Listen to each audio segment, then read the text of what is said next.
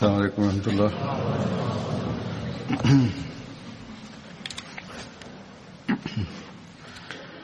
أشهد أن لا إله إلا الله وحده لا شريك له وأشهد أن محمدا عبده ورسوله.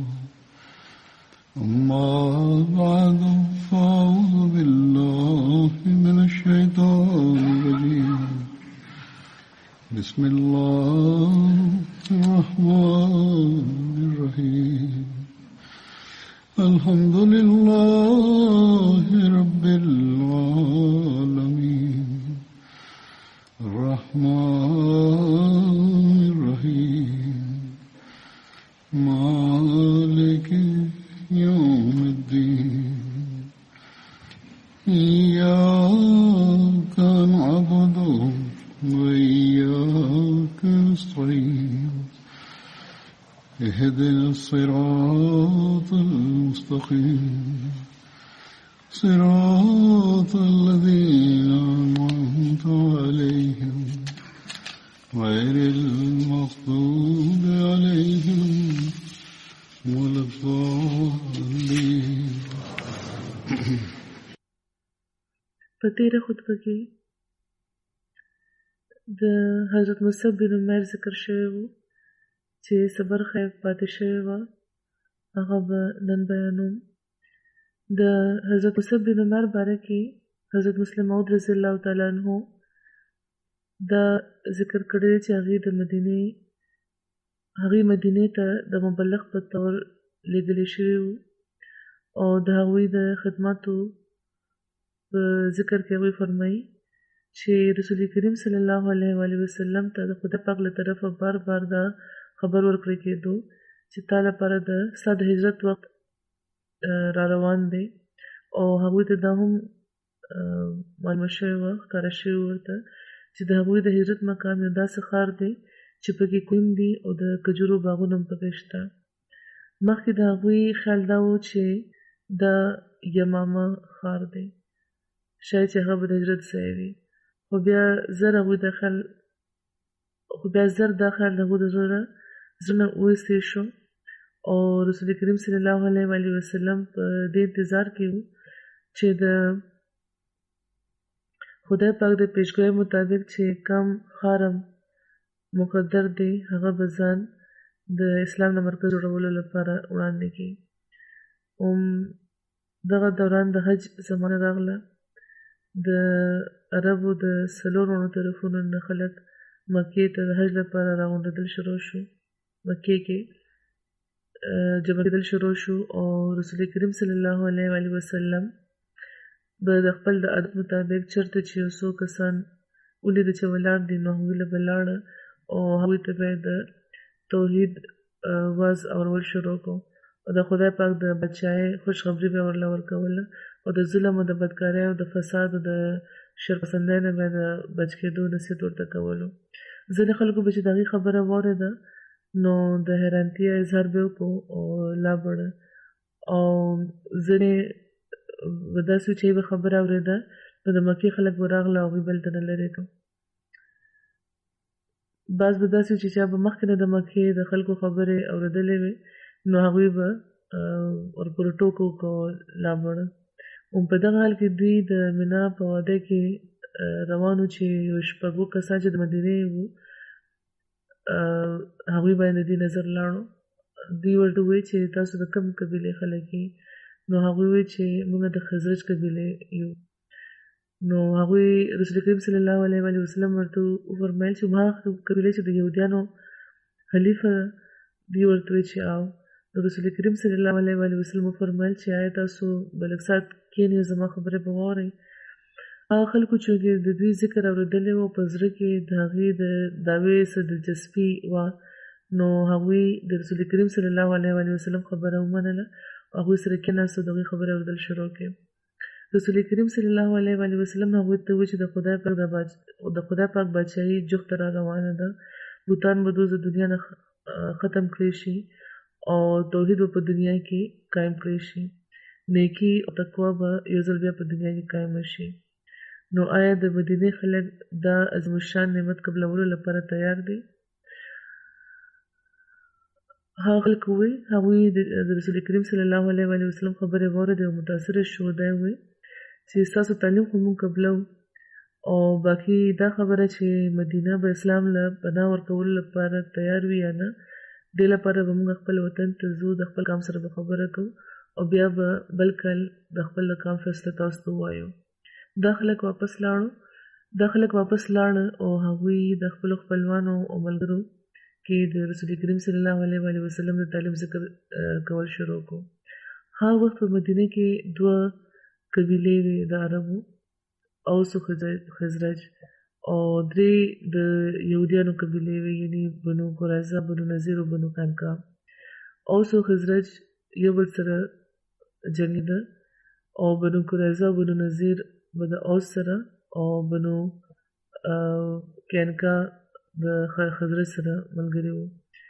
د ډېرو مودو د جنګونو نه پس په دې کې دا احساس پیدا کېدو لګیا چې موږ ته یو بل سره صلح کول پکار ده.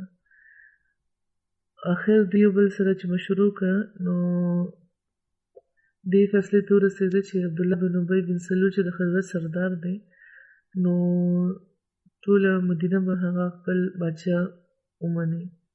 د یهودیانو سره تعلق په وجه اوس او خزرج به د بایبل پیشګویي اورېدې، او کله به چې یهودیانو د خپلو د مصیبتونو د تکلیفونو حل بیانول، نو د هغې په آخر کې به دا ووایي چې یو نبي چې د موسی مثیل به یې هغه ظاهرېدونکی دی او د هغه وخت جفت را روان دی، او چې کله هغه راشي نو موږ به یو ځل بیا په دنیا کې غالب شو، د یهودیانو دشمنان به تباه کړی شي.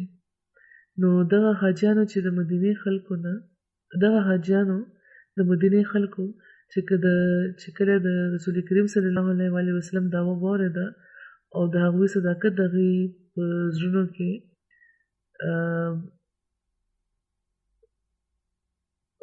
راسخ شو، نو هغوی دا وویل چې دا خو هغه نبي معلومیږي چې د چا خبر به یهودیانو موږ ته راکولو. نو ډېر زلمي هلکانو چې هغوی دا واورېده د رسول کریم صلی الله علیه وسلم د تعلیم د صداقت نه هغوی متاثره شو، او د یهودیانو نه چې کومې پیشګویۍ اورېدلې وې، نو هغه د هغوی ایمان راوړو کې د هغوی مرسته او مدد کړی و. نو بل کال د حج په موقع بیا مدینې ته خلک راغله. 12 کسان دا ځل مدینې ته په دې اراده راغلي وو، مدینې نه په دې اراده راغلي وو چې هغوی به د رسول کریم صلی الله علیه وسلم په دین کې داخلېږي، او په دې کې 10 د خزرج قبیلې وو او 2 د اوس. بنا کې هغوی ملاو شو رسول کریم صلی الله علیه وسلم سره. هغوی د رسول کریم صلی الله علیه وسلم په لاس د دغه خبر اقرار وکړو چې به د خدای نه بغیر بل چا عبادت نه کوي، غلا به نه کوي، بدکاري به نه کوي، خپلې لوڼه به وژني نه، یو بل باندې به د دروغ الزامونه نه لګوي، او نه به هغه د خدای د نبي نور چې کوم تعلیمات دي د هغې نافرماني به کوي. دا خلک چې واپس لاړل، نو هغوی خپل کام کې نور هم زیات په زور تبلیغ شروع کړو. د مدینې د کورونو نه بوتان راوباسل،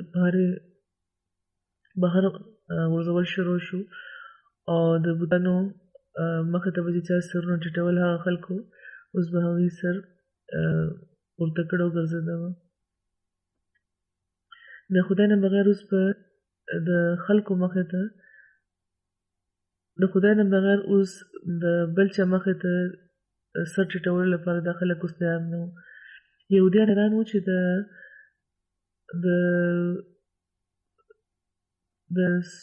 د څو پیړو د ملګرتیا او د تبلیغ نه باوجود چې کومه تبدیلي هغوی پیدا نه کړی شوه، نو اسلام هغه تبدیلي په دوی کې یو څو ورځو کې پیدا کړه. د توحید واز د مدینې د خلکو په زړونو کې راڅرخېدل شروع شو، او یو بل پسې به دا خلک راتلو، مسلمانانو ته به یې وایي چې موږ ته خپل دین وښایي. خو د مدینې چې کوم نو مسلمه وو، هغوی خو نه د اسلام د تعلیم نه پخپله پوره طور آګاه وو، نه د هغوی شمېر دومره وو چې هغوی سوونو یا زرګاو کسانو ته د اسلام باره کې څه تفصیل سره څه ویلی شي. نو هغوی مکې ته یو تن ولېږلو او د مبلغ لېږلو خواست یې وکړو او رسول کریم صلی الله علیه وسلم مصعب نومې یو صحابي چې د حبشې د هجرت نه واپس راغلی و هغې د مدینې د اسلام تبلیغ لپاره واستولو. مصعب رضی الله تعالی عنه مکې نه بهر وړومبی اسلامي مبلغ و. یو بل ځای کې د دغه خبرې ذکر حضرت مسلم موعود رضی الله تعالی عنه داسې بیان فرمایلی دی چې کله د مدینې خلک د اسلام نه خبر شو او د یو حج په موقع د مدینې یو څو کسان رسول کریم صلی الله علیه وسلم سره ملاو شو او د هغوی د صداقت قایل شو. هغوی واپس هغوی لاړل نو د خپل قام ته ذکر وکړو هغوی چې د کوم رسول د راتګ ذکر به د مدینې یهودیانو کولو هغه په مکې کې پیدا شوی دی او په دې د دې په زړونو کې د رسول کریم صلی الله علیه وسلم طرف ته رغبت پیدا شو او هغوی د بل حج په موقع یو وخت جوړ کړو د رسول کریم صلی الله علیه وسلم له ولېږلو او چې کله دا وفد دې سره ملاو شو ته باندې خیالات یې وکړو نو ورباندې ایمان راوړو بیعت یې وکړو د هغوی او هغه چې په مکې کې د رسول کریم صلی الله علیه وسلم سخت مخالفت و او نو دا ملاقات په یو واده کې د مکې والو د نظر نه پټ شوی و هملته بیعت هم شوی و دې ته ځکه بیعت اقبا ویل کېږي. د اقبا مطلب دی یو داسې غریزه علاقه یا غریزه لاره چې ډېره ګرانه وي. نو رسول کریم صلی الله علیه وسلم دغه خلکو له د مدینې مؤمنانو د تنظیم لپاره یو افسر مقرر کو او د اسلام د اشاعت تاکید ورته وکړو او د دې امداد لپاره خپل یو زلمی صحابي مصعب بن عمر ولېږلو چې هغوی دی د هغه مسلمانانو ته دین وښیي.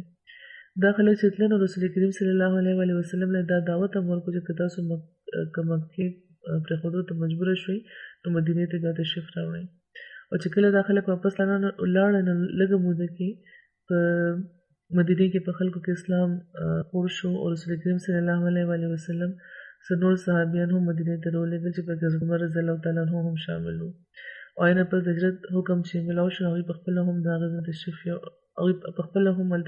یوړو او چې دوی چې هلته لاړل نو هغه ټول لږه موده پس هغه ټول د مدینې خلک چې مشرکان هغه مسلمانان شو.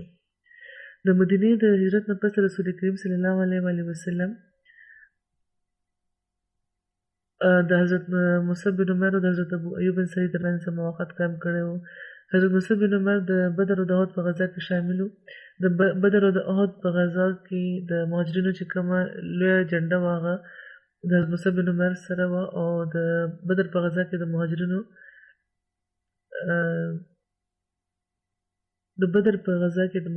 چې کومه لویه جنډه وه حضرت مصعب بن عمر سره وه رسول کریم صلی الله علیه وسلم هغوی له ورکړی و.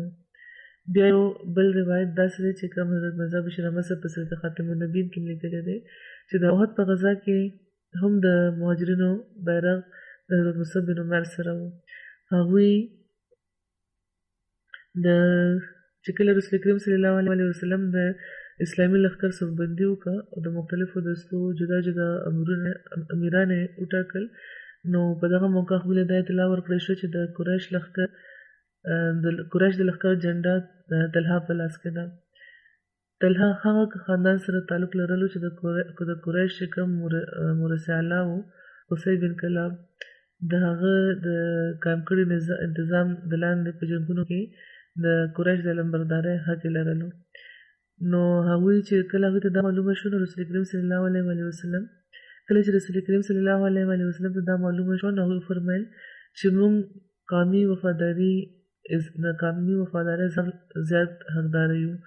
نو هغوی ځکه د حضرت علي نه د مهاجرینو جنډه واخیسته او مصعب بن عمر ته وسپارله چې د هغه خاندان یو دی نو چې طلحه ورسره تعلق لرلو. حضرت مصعب بن عمر د احد په غزا کې شهید شوي وو. د احد د غزا په ورځ حضرت مصعب بن عمر رسول الله صلی الله علیه وسلم مخې ته جنګېده او د جنګ دوران شهید شوي وو. ابن کمیه دوی شهید کړی وو او په تاریخ کې راځي چې د احد د غزا لمبردار حضرت مصعب بن عمر د بیرغ د حفاظت حق ډېر ښه پوره کړی وو. د احد د غزا په ورځ حضرت مصعب رضی الله تعالی عنه بیرغ اوچت کړی وو چې ابن کمیه چې په اسورو هغه حمله وکړه او د حضرت مصعب رضی الله تعالی عنہ ښي لاس چې پکې هغوی بیرغ نیولی وو د تورې وارې پرې وکړو هغه یې پرېښود او په دې حضرت مصعب دا آیت د دې دغه آیت تلاوت شروع کړو چې وما محمد الا رسول قد خلت من قبله الرسل او په ګس لاس کې جنډه ونیوله نو بیا ابن کمیه د هغې په ګس لاس هم وار وکړو هغه یې پرېښود نو بیا هغوی خپل چې کوم دواړه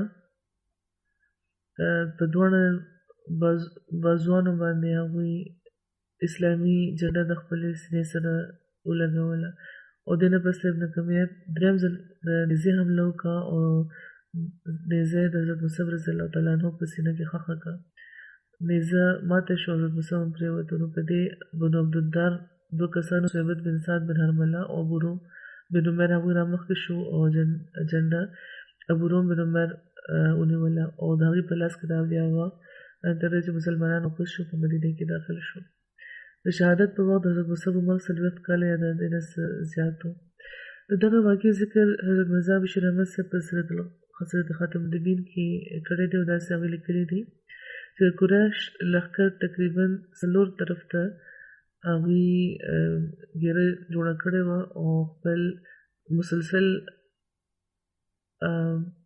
حملو نه هغوی مسلسل مخکې را روانو او کېدای شي چې مسلمانان په لږ ساعت کې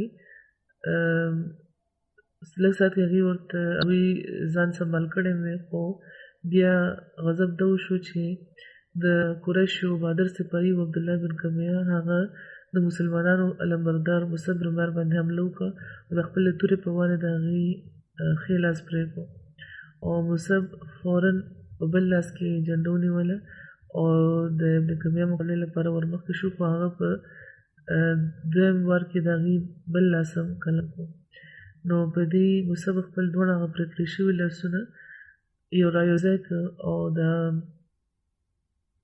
جنډه چې پرېوته نو هغه یې د سنبالولو کوشش وکړه او هغه یې د سینې سره راجوخته کړه نو په دې ابن کمیه په هغې باندې درېیم وار وکړو او اوس دې نه پس بیا مصعب شهید شو پرېوته جنډه خو بل مسلمان فوراً ورمخکې شو ونیوله خو چونکې د مصعب ډول د رسول کریم صلی الله علیه وسلم سره ملاوېدو نو ابن کمیه دا وګڼل چې ما محمد صلی الله علیه وسلم ووژلو او دا هم ممکن دی چې د هغه له طرفه دا تجویز صرف د شپسندۍ او د دوکې ورکولو په خیال وي خو بهرحال چې مصعب چې شهید شو پرېوته نو د شور جوړ کړو چې ما محمد صلی الله علیه وسلم ووژلو او په دغه خبر د مسلمانانو چې کوم څه لږ پاتې اوسان وو هغه ختم شو او د هغوی جمعیت بالکل منتشر شو او دا لویه وجه وه چې په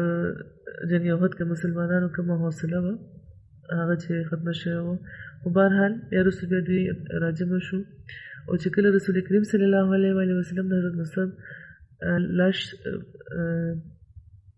لاړو نو د هغې لاش الټه پروت و نبي کریم صلی الله علیه وسلم د هغې سره جوخت ودرېد او دا آیت هغوی دغه آیت هغوی تلاوت فرمایلی چې من المؤمنین رجال صدقوا ما عاهدوا الله علیه فمنهم من قضى نحبه ومنهم من ينتظر وما بدلوا تبدیلا چې په مؤمنانو کې داسې کسان هم دي چې په کومه خبره خدای پاک سره لوث کړې وه هغه یې رښتیا کړه نو په دې کې ځینې داسې دي چې هغې خپل قسم پوره کو او ځینې پکې داسې دي چې لا انتظار کوي لګیا دي هغوی بیخي په خپل طرز عمل کې هېڅ بدلون نه دی کړی او دې نه پس نبي کریم صلی الله علیه وسلم وفرمایل چې ان رسول الله یشهد انکم الشهداء عند الله یوم القیامه چې د خدای رسول ګواهي ورکوي چې تاسو خلک د قیامت په ورځ هم د خدای پاک مخې ته شهیدان یې او بیا رسول کریم صلی الله علیه وسلم صحابه ته وفرمایل چې د دې زیارت وکړي او په دې سلام ووایي او د هغه ذات مې د قسم چې چا په لاس کې زما ژوند دی چې د قیامت په ورځ د قیامت ورځ پورې چې څوک په دې سلام وایي نو دوی به د هغې سلام جواب ورکوي. د حضرت مصعب ورور حضرت ابو روم بن عمیر، حضرت ثابت بن سعد، حضرت عامر بن ربیعه حضرت مصعب رضی الله تعالی عنہ په قبر کې ورکوز کړي وو. سیرت خاتم النبیین کې حضرت مرزا بشیر احمد صاحب داسې بیانوي چې د احد په شهداو کې یو مصعب بن عمیر وو. دوی هغه ټولو نه وړومبی مهاجر وو چې مدینې ته د اسلام مبلغ په طور راغلی وو. د جاهلیت په زمانه کې مصعب د مکې په هلکانو کې ځوانانو کې د ټولو نه زیاته خوش پوشاکه او ښکلی ګڼل کېده او ډېر په ناز و نعمت کې هغوی اوسېده. د اسلام قبلولو نه پس د هغې حالت بیخي بدل شو. روایت کې دا راځي چې رسول کریم صلی الله علیه وسلم یو ځل د دې په بدن باندې یو کپړه ولیده چې پکې ډېرې ټاکې لګېدلې وې. نو هغې ته وړومبی زمانه رایاده شو، هغوی په سترګو کې اوښکې راغلې. احد کې چې کله مصعب شهید شو نو هغې سره دومره کپړه هم نه وه چې د هغې بدن پرې پټېدی شوې چې خپې به یې ورله پټولې نو سر به یې بربنډ شو، چې سر به یې ورله پټولو نو خپې به یې کولاوې شوې، د خپو طرف نه به کپړه کولاوه شو. نو رسول کریم صلی الله علیه وسلم په حکم سر د هغوی په کپړه باندې پټ کړی شوی و او خپو طرف ته بیا واښه اچولی شوي وو. په صحیح بخاري کې روایت دی چې حضرت عبدالرحمن بن عوف رضی الله تعالی عنه مخې ته د افطار وخت کې د روژه ماتي په وخت کې روټۍ راوړل شوې وه، هغوی روژه وه. نو هغوی دا وی چې مصعب بن عمر شهید شو، هغوی ما نه ښه وو او هغوی په یو څادر کې یو څادر کفن هغوی ته اچولی شوی و او چې د هغوی سر به مونږ پټولو نو د هغې خپو له طرفه به کپړه کولاوه شو او که خپې به ورله پټې کړې نو سر به یې بربنډ شو. راوی وایي چې زما دا خیال چې هغوی دا مو چې حمزه شهید شوي وو هغوی ما نه بهتره وو. بیا هغوی دا وایي چې مونږ ته د دنیا هغه کشایش ترلاسه شو یا دا هغوی دا چې مونږ د دنیا کې څه راکړی شو نو زه خو ویرېږم چې چېرته زمونږ د ښو کارونو بدل زر چېرته نه میلاو شوي. بیا هغوی په ژړا شو د هغې چې روټۍ پرېښوده. نو د خدای پاک ویر او خشیت په بل جهان کې د خدای پاک سلوک هغې ته مخې ته راغلی و چې په وجه هغې جذباتي شو چې داسې کشایش مونږ ته میلاو شوی دی او خدای پاک که مونږ له بل ته بدله راکړه نو دا نه چې هلته بیا مونږ ته څه میلاو نه شي. حضرت خباب بن ارد روایت کوي چې مونږ نبي کریم صلی الله علیه وسلم سره وطن پرېښودو او د خدای پاک رضا مونږ وغوښته او زمونږ بدل د خدای پاک په ذمه شو او مونږ کې داسې دي چې مړ شوي دي هغوی د خپل بدل نه هېڅ هم نه دي خوړلي او په دې کې مصعب بن عمیر هم وو او مونږ کې داسې هم دي چې د میوه یې پخه شوې ده او هغوی دغه میوې خوري لګیا دي. او حضرت مصعب رضی الله تعالی عنه د احد په ورځ شهید شوي وو او موږ ته صرف یو څادر میلاو شوی و د هغې د کفن لپاره او چې کله مو د هغې سر په هغې پټول نو د هغې خپې به بربنډې شوې او که خپې به مو ورله پټولو نو سر به یې بربنډ شو. او رسول کریم صلی الله علیه وسلم بیا موږ ته وفرمیل چې موږ د دې سر ته پټ کړو او د دې په خپو د موږ اصغر واښه واچوو.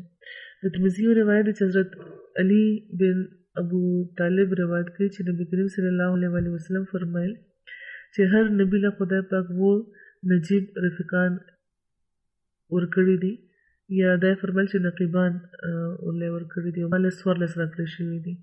نو موږ ورته عرض وکړو چې هغې څوک دي؟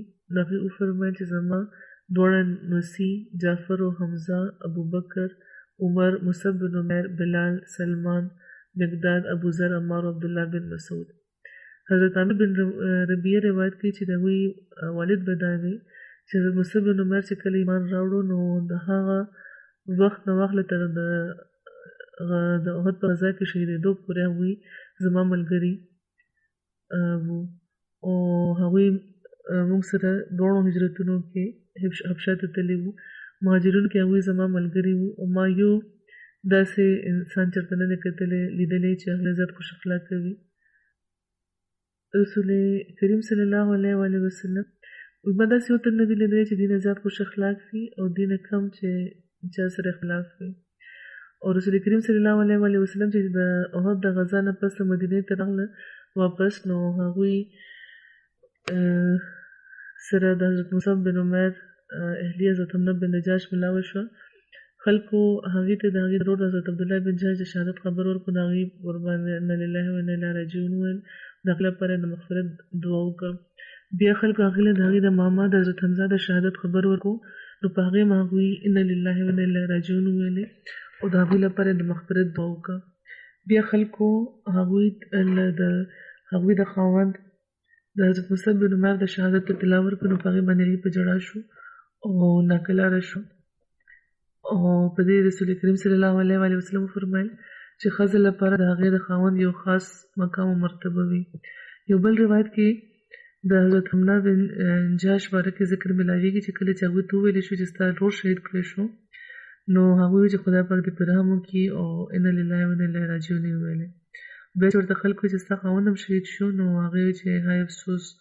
نو په دې رسول کریم صلی الله علیه وسلم وفرمایل چې د ښځې خاوند سره داسې تعلق وي چې بل چا سره نه وي. او دا واقع په یو خطبې کې د خلیفة المسیح رابع خپل انداز کې بیان کړې ده چې پکې د حضرت مصعب بن عمر د شهادت واقع او د هغې په شهادت باندې چې کوم د هغې د اهلیه جذبات و د هغې ذکر یې فرمایلی دی. هغوی فرمایي چې هغه صحابه یا صحابیات چې د هغوی د شهید شوي خپلوانو شمېر به د یو نه زیات و، نو هغوی ته ورو ورو په دغه انداز کې خبر ورکولو چې په خفګان چې د خفګان په وجه یې زړه سمدستي مغلوبه نه شي د خفګان نه. نو کله چې د رسول کریم صلی الله علیه وسلم په خدمت کې د حضرت عبدالله خور حمزه بنت جحش حاضره شوه، نو هغوی ورته وفرمیل چې یا حمزه ته صبر کوه، خدای نه د ثواب امید لره. هغوی ورته عرض وکړو چې یا رسول الله د څه څیز د ثواب؟ نو هغوی ورته وفرمیل چې خپل د ماما د حمزه. حضرت حمزه وویل چې انا لله و انا الیه راجعون غفر له ورحمه هنیئا له شهاده. نو دا نه پس حضرت ورته وفرمیل چې یا حمزه صبر کوه، د خدای نه د ثواب امید لره. نو هغوی ورته عرض وکړو چې د چا د ثواب؟ نو هغوی ورته وفرمیل چې د خپل ورور عبدالله. نو بیا حضرت حمزه هم دا وفرمیل چې انا لله و انا الیه راجعون غفر له ورحمه هنیئا له شهاده. هغوی ورته بیا وفرمیل چې یا حمزه صبر کوه او د خدای نه د ثواب امید لره. نو هغوی ورته عرض وکړو چې حضور دا چا لپاره؟ هغوی ورته وفرمیل چې د مصعب بن عمر. نو په دې حمزه وویل چې یا افسوس. نو دا چې واورېده، نو رسول کریم صلی الله علیه وسلم وفرمیل چې واقعي د خاوند په ښځه باندې ډېر لوی حق وي او د بل چا نه وي. تا داسې کلمه ولې وویل؟ نو هغوی ورته عرض وکړو چې یا رسول الله ما ته د هغه د ماشومانو یتیمي رایاده شوه، په دې زه پریشانه شوم او د پریشانۍ په حالت کې دا کلمه زما د خولې راووته. نو دا چې واورېده رسول کریم صلی الله علیه وسلم، نو هغوی د مصعب رضی الله تعالی عنه د اولاد په هکله دا دعا وکړه چې خدایه د هغې سرپرستان او مشران په هغې باندې د مینې د هغې سره د مینې او د مهربانۍ سلوک وکړي او ښه سلوک د ورسره کوي. نو بیا خدای پاک هغې سره دا سلوک ساتلی و. رسول کریم صلی الله علیه وسلم دعا قبوله شوې وه. دلته حضور فرمایي چې د حضرت مصعب ذکر ختم شو، انشاءالله آینده به د بل صحابي ذکر کېږي. حضور فرمایي چې یو څو خبرې نن سبا چې کومه وبا خوره شوې ده د کرونا وایرس، د هغې باره کې به د ملګرو پام ګرځول غواړم چې لکه څنګه د حکومتونو د محکمو له طرفه د حکومتونو اعلانونه کېږي، نو د هغو احتیاطي تدابیرو باندې موږ ټول ته عمل کول پکار دی. ځینې د هومیوپیتي داروګان دي، ډېر په سر کې ما د هومیوپیت نه په مشوره بیا ښودلي وو چې دا زما تقدم په طور باندې دي او ځینې د علاج په طور دي. دا استعمالول پکار دی. دا یو ممکنه علاج دی، موږ دا نشو ویلی چې 100% علاج وي. یا هومیوپیتک ته معلومه ده دغه وایرس دا یو داسې وایرس دی چې هېڅوک هم ته نه خبر نه وو، خو د دې چې کوم ممکن ترین علاج کېدی شي د دغه قسمه بیمارۍ، نو د هغې مطابق دا داروګان تجویز کړی شوي دي. خدای پاک دې په دې کې شفا کېږي او د دې لپاره دا استعمالول هم پکار دي، خو ورسره احتیاطي تدبیرونه هم ضروري دي لکه څنګه چې اعلانونه کېږي لګیا دي. او دې باره کې دا هم ضروري ده چې په مجمع کې چې د مجمع جوړولو نه ځان ساتئ. جومات ته چې هم څوک راځي نو هغې ته احتیاط پکار دی چې که لږ شان نمته به د بدن هم ماتېږي یا انګي دي نزله ده، نو دوی ته بیا جومات ته نه دي راتلل پکار. د جومات هم حقونه دي، او دا د جومات حق دی چې هلته داسې ته نه راځي چې هغې نه نور متاثره کېدی شي. بیمار داسې بیمار یو داسې مرض وبایي چې بل چا ته لګېدلی شي، نو داسې تن ته داسې مریض ته جومات ته راتلو کې ډېر احتیاط پکار دی. بیا نن سبا خاص طور باندې چې چاله انګې ورځي، نو پکار چې په عمومي طور هر چا ته پکار دی چې د انګې په وخت په مخ باندې لاس ږدي یا رومال یې پکار دی په خوله باندې. ځینې خلک چې لمونځ کوي نو دا ګیله کوي چې ځینې کسان دي چې انګې اچوي موږ سره ولاړي او د خولې مخې ته نه لاس ږدي او نه رومال، او بیا دومره په زوره انګې اچوي چې د هغې څټکې په موږ هم راشي. نو دا چې خلکو سره جوخت داسې ولاړي، نو دا د دې هم حق دی. نو ځکه د دې خبرې هر چا ته خیال ساتل پکار دی. او لکه څنګه چې ما وویل چې نن سبا خو په خاص ډول د احتیاط ضرورت دی. نن سبا چې ډاکټران کوم احتیاط ښيي هغه دا چې لاسونه او مخ صفا ساتئ. که لاسونه هم ګنده دي نو مخ ته یې مه وړئ او په لاسونو باندې سینیټایزر لګوئ یا وینځئ یې. او مسلمانانو لپاره خو که 5 وخته لمونځ کوي، څوک خو باقاعده اودس چارندام هم کوي، پوز هم صفا کوي او په صحیح طور اودس چارندام کوي، نو دا د صفایي او داسې اعلی معیار دی چې د سینیټایزر کمی پوره کوي. ځکه چې نن سبا موږ اورو چې د بازار نه سینیټایزر هم ختم شوي دي. خلکو په پریشانۍ کې هر څه واخیسته او د دوکانونو شلفونه خالي دي. نو په خاص طور داسې څیزونه چې د دې کار لپاره استعمالېدی شي، هغه څیزونه د دوکانونو ختم شوي دي. خو بهرحال چې کوم چارندام دی چې هغه په صحیح طریقه وکړی شي، نو ظاهري صفایي هم ده. او څوک به چې چارندام کوي انسان بیا لمونځ به هم کوي، نو دا د یو روحاني صفایي ذریعه هم جوړېږي. او نن سبا خو په خاص طور د دعاګانو ډېر زیات ضرورت دی. نو ځکه دې طرف ته موږ ته خاص توجه ورکول پکار ده. د جوماتونو حق باره کې ما ذکر وکړو، نو دا به هم ذکر وکړم چې په خاص طور په ژمي کې هم عام چې کوم خلک جومات ته راځي نو هغوی جرابې اچولي راځي. جرابې هم هره ورځ بدلول پکار دي، وینځل پکار دي. او که جرابونه خپو نه بوی راځي، نو چې کوم تاسو سره کوم خلک لمونځ ته ولاړ دي د هغې لپاره تکلیف جوړېږي. یا چې کوم شاته ولاړ دی په صف کې سجده کوي، نو هغې لپاره د تکلیف سبب جوړېږي. دې باره کې احتیاط پکار دی. حکم خدا دی، رسول کریم صلی الله علیه وسلم فرمایلی دی چې هیڅ بویناک څیز سره چې خوړلی وي نو جومات ته مه راځئ، لکه پیاز یا اوږه. او ځینې وخت الګمي هم راځي یا هسې بوی راځي د خولې نه، نو د دې په وجه چې کوم نور خلک لمونځ کوي هغې په طبیعت باندې بوج جوړېږي. د لمونځ لپاره چې کوم راغلي خلک وي او د جومات ماحول لپاره هم دا بیا یو تکلیف دی، صورتحال دی. حکم دا دی، بلکې حکم دا دی چې جومات ته چې راځئ نو خوشبویي لګوئ او راځئ. او دومره احتیاط دی چې رسول کریم صلی الله علیه وسلم فرمایل چې کچک وخت هم چې نیولي وي نو د جومات له دننه نه مه تېرېږئ. دا نه چې هلته کښېنئ، بلکې هلته نه تېرېږئ هم. د چا د کومې صفایي او د فضا د صفایي د یو لمونځ کوونکي لپاره ډېر زیات ضروري دی، نو دې لپاره دې طرف ته خاص پام پکار ده. خو دې دا مطلب نه دی چې په دغه باره جومات ته د راتګ څوک پرېږدي. خپل ظاهري حالت چې ګوري نو خپل زړه نه فتوا اخیستل پکار ده. او همیشه یاد لري چې خدای پاک د زړونو حل نه خبر دی. نو ځکه که څه بیماري ده نو ډاکټرانو نه تسلي وکړي چې دا کوم قسمه بیماري ده. خو 1-2 ورځې پرهیز بهرحال ښه وي. او بیا دا ده چې لاس ملاولو نه نن سبا دا ویل کېږي چې پرهیز کوئ. دا ډېره ضروري خبره ده. هېڅوک هم نه خبر چې چا لاسونه کوم قسمه دي. نو په دې لحاظ په لاس ملاولو تعلق خو زیاتېږي، مینه زیاتېږي، خو نن سبا د دغه بیمارۍ په وجه پرهیز کول هم ښه دی. اوس چې کوم دنیاداره دي هغوی مخکې دا شور کولو چې دوی ښځو سره لاس نه ملاوي. نو د دې اوس لطیفې جوړېږي لګیا دي.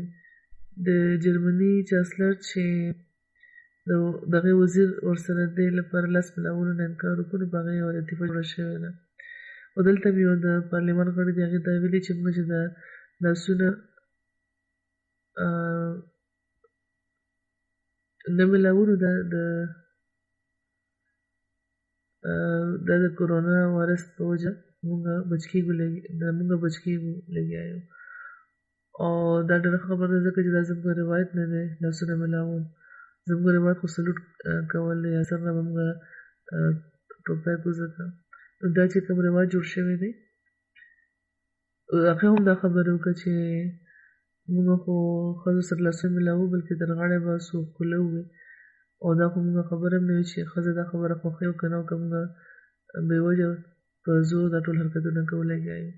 نو د خدای پاک خبره منلو خو له خود تیار نه وو، خو د بیمارۍ دغه وبا کم از کم د دوی پام دې طرف ته کړو. او خدای پاک دې وکړي چې د خدای پاک له طرف ته د دوی پام جوړ شي. د خدای پاک حکم سره خو دوی اختلاف کولو، دا به وي چې او موږ به دوی ته به ویله ډېر په مینه چې موږ ته منع دي داسې لاس ملاول ښځو سره د څڼو دپاره. نو دوی به په ډېر شور کولو.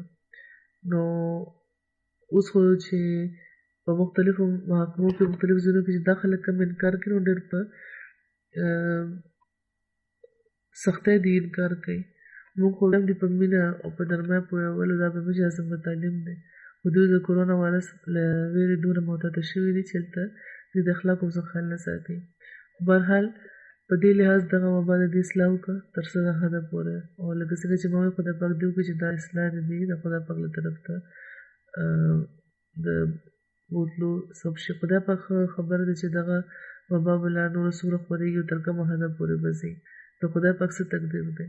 خو که دا بیماري د خدای پاک د خفګان په وجه ظاهرېږي لګیا ده، او دې زمانې کې موږ ګورو چې مختلف قسم وباونه، مرضونه، زلزلې او طوفان د حضرت مسیح موعود علیه السلام د بعثت نه پسته ډېر زیات شوي دي. نو د خدای پاک د تقدیر د بد اثراتو نه بچ کېدو لپاره د خدای پاک طرف ته د رجوع ډېر زیات ضرورت دی. او هر احمدي ته په دغه ورځو کې په خاص ډول د دعاګانو طرف ته پام پکار دی، او خپل روحاني حالت د بهتره کولو طرف ته پام کول پکار دی. او د دنیا لپاره هم دعا پکار ده. خدای پاک دې له هدایت ورکړي. خدای پاک د دنیا له توفیق ورکړي چې هغې د دنیادارۍ کې زیات پرېوتو او په ځای دی او خدای پاک هېرولو په ځای دی خپل خالق خدای دی وپېژني. حضور فرمایي چې اوس به زه دې نه پس ځینې غایبې جنازې هم کوم. لومړۍ جنازه د ګران تنزیل احمد بټ ده چې د عقیل احمد بټ صاحب زوی دی. دا یو وړوکی ماشوم د 11 کالو چې په 20 فروری کال 2020 وفات شوی دی. حضور فرمایي چې وفات سره زما په نظر کې خدا شهادت دی. د تنزیل احمد بټ تعارف دا دی، واقع دا ده چې په شادره کالونی دهلي ګیټ لاهور کې د دې یو ګاونډی وه. په 20 فروری ډېر په ظالمانه طریقه هغه لږې شدي قتل کړي وو. ان لله و انا الیه راجعون. احمدیان په څه باندې وجل د ملایانو د فتوو د لاسه په پاکستان کې ډېر اسان کار دی. دا قتل هم د دې نتیجه ده. او په دغه لحاظ دا ماشوم په شهیدانو کې شامل وم. وجه چې سم وي، خو بهرحال د دې شاته یو بغض و د احمدیت سره. او ماشومو هېڅ قصور یې نه و. تر اوسه پورې چې کوم رپورټونه میلاویږي د هغې مطابق د واقعي تفصیل داسې دی چې ګران تنزیل احمد بټ مور په 20 فروری ده ته ووایي چې د ګاونډیانو له کوره د خپل کشره خور ګوډی دی راوالي چې کوم هغه هلته پرېښه وه. تګ راتګ و هغه خلکو سره هغه کور کې د دوی. بهرحال چې سم وجه وه خدای پاک خبر دی. یو ورځ مخکې هغه ګوډی هغې پرېښه وه هلته. نو دا ماشوم ولېږلو چې ورشه هغه راواخله. او ډېره د ځان نه پس هم چې ماشوم واپس رانغلو، نو مور یې په خپله ګاونډی کره لاړه. مخکې خو هغې ورکولاو کړو، ډېر ساعت پس یې چې ورکولاو کړو، نو چې ورنه تپوس وکړو د ماشوم باره کې، نو ګاونډی ورته وویل چې هغې خو ګوډی واخیسته او لاړو. نو په دې د ماشوم مور خپل خاوند اکیل صاحب له اطلاع ورکړه. هغوی په فوري طور د جماعت انتظامیې سره د ماشوم لټون شروع کړو او پولیس کې هم رپورټ ولیکلو. او بیا چې د کوڅې سی سی ټي وي کیمرې باندې وکتلی شو نو په هغې کې ښکاره شو چې ماشوم د ګاونډیانو کور ته تللی دی خو واپس بیا نه و راوړی. نو په دې بیا د پولیس په مدد د کور تلاشي واخیستی شوه. نو په یو ټرانک کې د ماشوم لاش دننه ووتو د ټرک نه. او پولیس دا وویل چې د کوم ښځې چې دا وژلې وه نو د هغې خاوند مخکې نه دا ویلي وو چې د هغې ښځې ماشوم وژلی دی او لاش یې په ټرنک کې پټ کړی دی. دا ښځې د مالک مکان زوی سره یو ځای دا ماشوم وژلی و او اعتراف یې اوس کړی دی. ګران تنزیل احمد بټ په 20 نومبر کال 2009 په لاهور پیدا شوی و. د وکفینو په تحریک کې شامل و. د اطفال الاحمدیه د تنظیم یو فعاله رکن و. په جماعتي پروګرامونو کې په باقاعدګۍ سره شاملېدو. د خپل د کلاس په ذهینو طالبانو کې شمېرل کېدو او د 4م کلاس طالب علم و. او د وفات نه پسې چې کله دغې نتیجه راوتې ده نو په 1950 کې 929 نمرې دي اخیستې دي. په کلاس کې دي فرسټ راغلی دی. د دې مور وی چې تنزیل زما په ماشومانو کې د ټول نه زیات فرمانبرداره و او څه کار به چې کول نو مخکې ما نه اجازت اخیستو. او یو کم ګاونډي او دار چې ورته څه کار ویل نو هېڅ یې انکار نه دی کړی. کومې ښځې چې وژلې دی هغه هم ځینې وخت د نه کار اخیستو او ده به همیشه فرمانبرداري کول او دغې کارونه به یې کول. د سکول استادان او جماعتي عهدیداران د ماشوم نه ډېر خوشحاله وو. همیشه به یې د هغې تعریف کولو. د MTA پروګرامونه په باقاعدګۍ سره کېده او په خاص ډول د ماشومانو پروګرامونه او خطبې به یې اورېدې. د مونځ به یې ډېر باقاعدګۍ سره جومات کې کولو او کله به چې پلار د فیکټرۍ نه ستړی واپس راغلو او جومات ته تلو کې به یې چې څه ناراستي ښودله نو ده به په زوره جومات ته ځان سره بوتلو. عزیزم مرحوم حضور فرمایي چې په پسماندګانو کې په غمزپلو کې خپل پلار عقیل احمد بټ، مور نایله عقیل او 4 نور خویندې یادګار پرېښي. 2 وروڼه دي او 2 خویندې. خدای پاک د خپل د مینې غېږ کې ورله ځای ورکړي او قاتلان دې کیفر کردار ته ورسوي او مور پلار دې هم صبر او سکون ورکړي. دویمه جنازه ده بریګیډیر بشیر احمد صاحب چې د راولپنډۍ ضلعې سابق امیر دي او دوی د ډاکټر محمد عبدالله صاحب زوی وو. په 14 فروری په راولپنډۍ کې په 71 کال عمر کې وفات شوي دي. انا لله و انا الیه راجعون. دوی موسي وو. په غمزپلو کې د دوی د اهلیې نه علاوه 2 زامن او 3 لوڼه شاملې دي. او بریګیډیر بشیر احمد صاحب په کال 1931 کې د ګجرات ضلعې یو ډېر مخلصه خاندان کې پیدا شوي وو. د دوی پلار ډاکټر محمد عبدالله صاحب په خپله بیعت کړی وو او سلسله بندي کې شامل شوي وو. ابتدایي تعلیم په قادیان کې هغوی ترلاسه کړی وو بریګیډیر صاحب. او کال 1940 کې د میټرک امتحان دوی پاس کړی وو. کال 1952 کې د پاکستان ملیټري اکیډمۍ 6 لانګ کورس کې دی پاک فوج کې بیا کمیشن اخیستی وو. او په کال 1982 کې د فوج د بریګیډیر په حیثیت کې ریټایر شوي دي. بیا تر یو اوږده موده پورې د اسلام آباد چې کوم پالیسي انسټیټیوټ دی د هغې د مشر په طور سربراہ په طور باید د خدمت توفیق ترلاسه کړی و د ملک. او دغه شان دوی ته د 6 کالو پورې د ملک د خدمت توفیق میلاو شوی و. جماعتي خدمتونه د بریګیډیر صاحب دا چې په 2012 کې ما دوی د راولپنډۍ جماعت امیر مقرر کړي وو. په فروری 9 فروری 2020 پورې دوی ته د راولپنډۍ ښار د ضلعې د امیر په طور د خدمت توفیق ترلاسه شوی دی.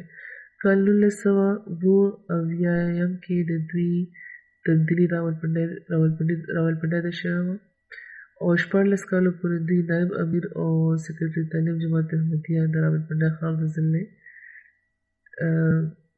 په طور باندې خدماتو توفیق دوی ته ترلاسه شوی و.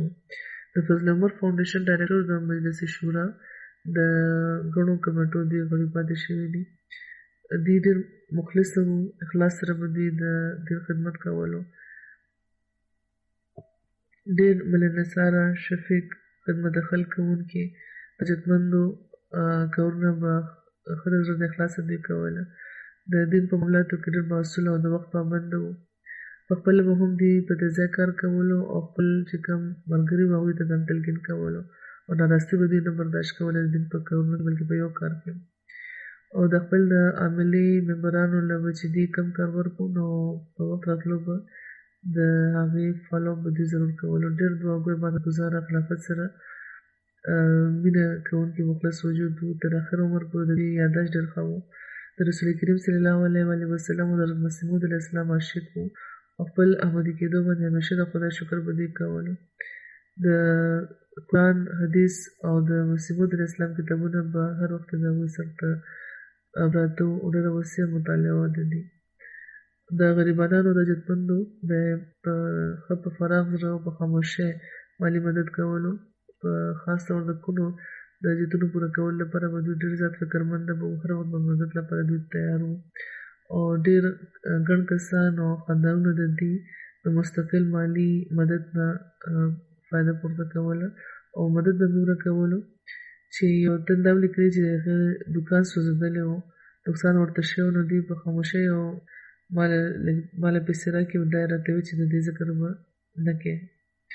او بیا وایي چې زه چې کور ته لاړم او ما پیسې وکتې نو 2 لکه روپۍ وې او چې کله مې د واپس کولو کوشش وکړو د کاروبار چې کله ټیک شو نو هغوی وویل چې ما دې لپاره درکړی نه وې. د راولپنډۍ ضلعې مربي طاهر محمود صاحب لیکي چې امیر صاحب ډېر نرم مزاج لرلو، رحمدله، کمګو او انتهایي دعاګو انسان و. د جمعې په ورځ به د جمعې نه ډېر مخکې لمونځ نه ډېر مخکې به دوی ایوان توحید ته تشریف راوړو او په تزرع په ابتهال به نفلونه کول او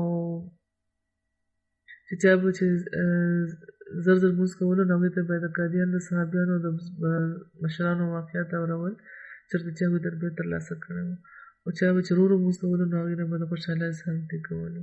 د مسنونو دعاګانو د تسبیحاتو طرف ته به پام ګرځولو، پخپله به هم دعاګانې کولې، اوږد لمونځ به یې کولو او د خلکو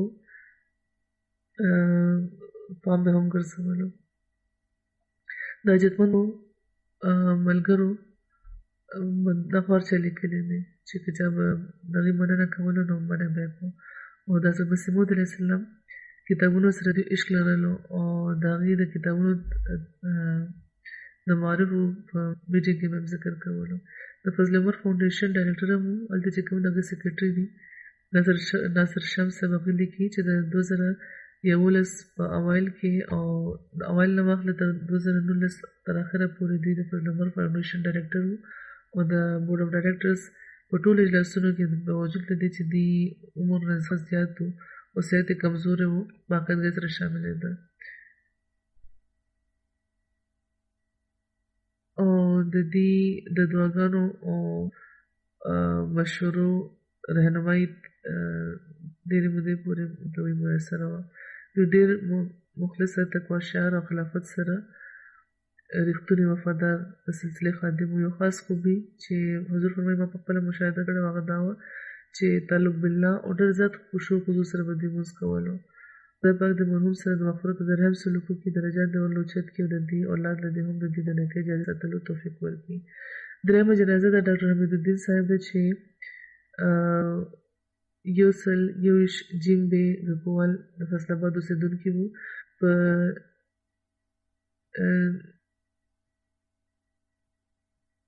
29 فروری کال 2020 دوی وفات شوي دي. انا لله و انا الیه راجعون. د دوی خاندان د احمدیت د دوی د والد محترم محمد الدین صاحب او د محترم فتح الدین صاحب آف فرسیا ضلع ګرداسپور یو ځای بیعت کړی و. د هغې په وجه د دې خاندان ته احمدیت راغلی و. دوی د حضرت ثانی رضی الله تعالی عنه په دور کې بیعت کړی و. دوی په قادیان کې پیدا شوي وو. د دوی د مور حقیقي تره حضرت مولانا محمد ابراهیم صاحب قادیاني د حضرت مسیح موعود علیه السلام صحابي وو. د عیسایت هغوی مشهور عالم و. تر ډېرې مودې پورې په مدرسه احمدي قادیان کې استاد هم و. د هند د تقسیم نه پس د مرحوم خاندان فیصل آباد ته راغلی آباد شوی و. د پیشې په لحاظ ډسپنسر و. په دغه حوالې دې ته په پوره علاقې کې د انسانیت د خدمت توفیق ترلاسه شوی و. د حاجتمندو بدي مفت علاج کولو، ډېر ساده مزاج، متقي، د وړوکوالي راسې د موزو د روژې پابنده، د شعار الله احترام کوونکي و. د حاجتمندو به یې مفت علاج کولو او ډېر ساده مزاج، متقي، د وړوکوالي راسې د موزو د روژو پابند و، د شعار الله احترام کوونکي و. خلافت سره مینه یې بې کچه کوله. ډېر شفیق او په خدای پاک باندې توکل لرونکی او ایماندار او دیانتداره انسان و. هېڅ چېرې به چاته انکار نه کولو د هېڅ خبرې. د هر چا خیرخواه او د ټولو د مدد کوشش به یې کولو. د جومات په مختلفو عهدو دوی ته د خدمت توفیق ملاو شوی دی. د دوی یو زوی کریم الدین شمس صاحب مربي دی. د سلسلې نن سبا په تنزانیا کې د خدمت توفیق ترلاسه کوي او دوی د میدان عمل کې د مصروفه کېدو په وجه د پلار په جنازه کې هم شامل نه شو. د هغوی زوم مربي سلسله او یو بل زوم معلم سلسله دی. یو نو سه په جامعه مدینه ربو کې د شاهد طالب علم دی. دغه شان ګڼ د دې دوستانو سره چې د وقفې نوم برکت تحریک شامل دي. خدای پاک د دې سره د مغفرت او د رحم سلوک فرمایي. د دې درجې د چوتې کې د دې نسلونو کې د هم سره د وفا د خپل د دې نسلونو ته د هم سره د وفا د خپل د حق پوره کولو توفیق نه ورکړي. حضور فرمایي لکه څنګه چې ما وویل د مونځونو نه پس به غایبانه جنازه کوو.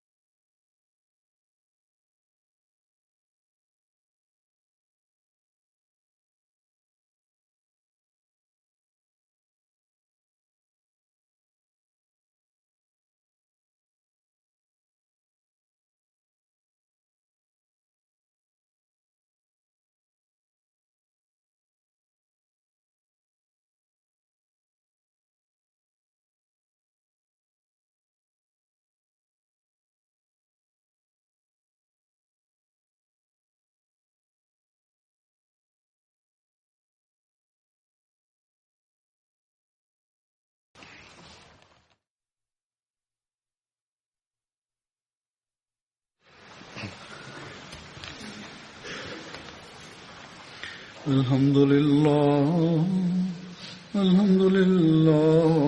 نحمده ونستعينه ونستغفره ونؤمن به ونتوكل عليه ونعوذ بالله من شرور أنفسنا ومن سيئات أعمالنا.